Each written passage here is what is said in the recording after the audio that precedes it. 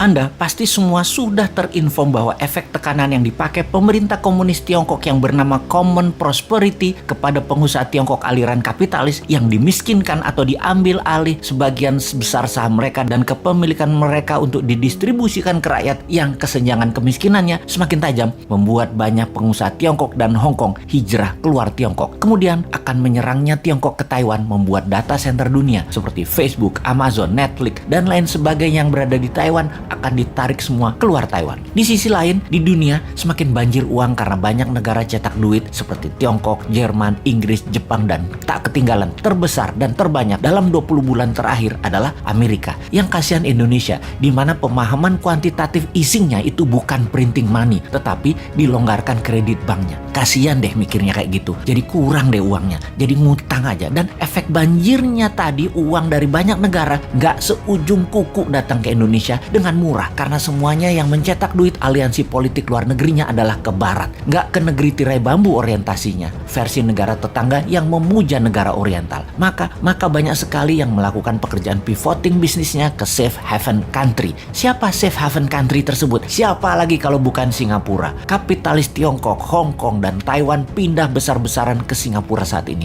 Bahkan istrinya Jack Ma beli properti di Marina Bay, 2 bangunan senilai 75 juta dolar dirubuhin dan dibangun baru agar terkoneksi. Bayangin, 75 juta dolar dirubuhin, senilai 1 triliun rupiah dibeli hanya untuk dirubuhin. Coba, uang-uang tadi di sisi banyak negara aliansi barat tadi ternyata mencari aliran proyek yang bagus untuk mereka investkan. Banjirnya uang ini ditambah banyaknya proyek bagus, ini era disebut lazy money era. Dan sungguh, saat inilah lazy money era tersebut. Kalau sahabat punya perusahaan yang sifatnya disruptor, scalability-nya besar dan jangka panjang ke depannya, uang di lazy money pasti akan ke Anda. Uang di lazy money pasti akan ke Anda tanpa Anda yang cari. Anda cukup jadi cantik dan stand out, pasti dilirik. Tak usah genit-genit mepet-mepet murahan, cari-cari pengusaha di bar. Cukup datang ke acara resmi, formal, dan terlihat stand out. Pasti Anda yang dipepet. Oke, kita bukan hanya mau bicara tentang bisnis, namun strategi bernegara dalam 3 tahun ke depan. Tahun 2024 itu Amerika Pilpres. Kalau di sini walau-walam, kalau masih mau menjabat,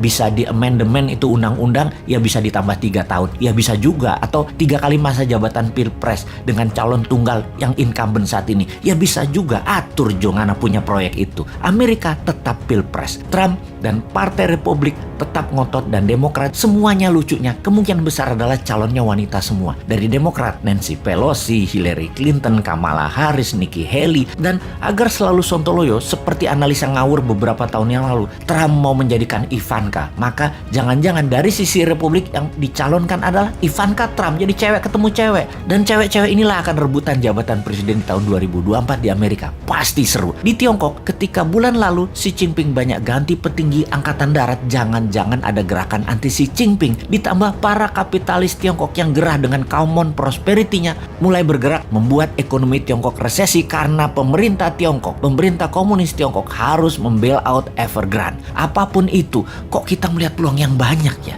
Gini deh, kalau ternyata dengan peluang itu semua, ternyata Indonesia malah ikut resesi, sulit energi, negara chaos, pengusaha Indonesia tidak bisa tarik investasi, pemerintah tidak juga bisa tarik peluang mempermudah arus uang. Kayaknya memang kalian dan yang mau menari di 2024 yang mirip-mirip platform bernegaranya, gak usah tanding deh di 2024, repotin aja lu para old mind.